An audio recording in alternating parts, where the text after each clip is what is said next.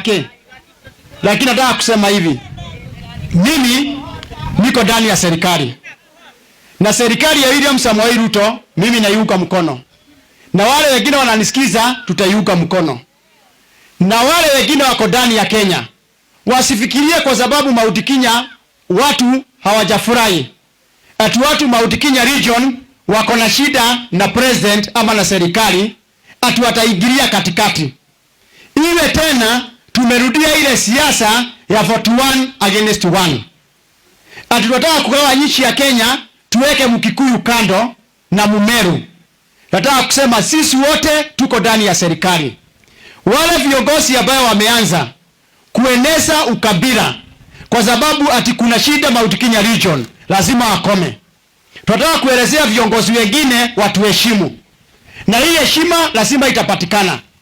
Kama uko Western Kenya, kama uko Mombasa, kama uko Nyanza, isiwe ati ukiamuka sasa kwa sababu kuna shida Mount Kenya region unaweka Wakikuyu wote kwa debe moja, unaweka watu ya Mlima kwa debe moja.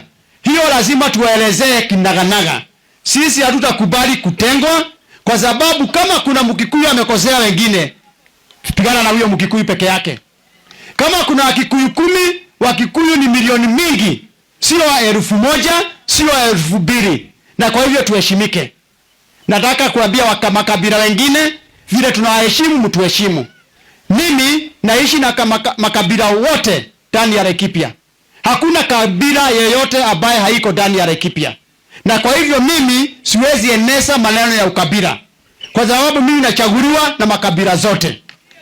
Na kwa hivyo mtu akiongea ajue mimi ni Mkikuyu, na ni Mkikuyu anachaguliwa na makabila wote. Kwa hivyo watofautishe Wakikuyu na Mkikuyu. Lazima hiyo tuelezewane. Sawa sawa. Ya mwisho yangu, kuja nikufunze kazi ya siasa. Wewe ngoja tu. Wewe ngoja hapo. Simama nyinyi hapo. Jimmy kuja sasa. Kuja Oscar. Kuja.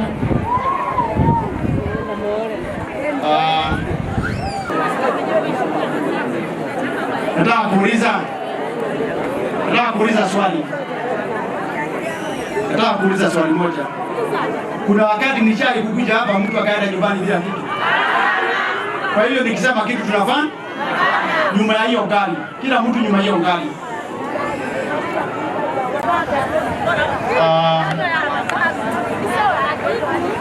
Kuna wale wasanii walienda wapi? Wale vijana. Nataka Kiema uchukue namba ya wale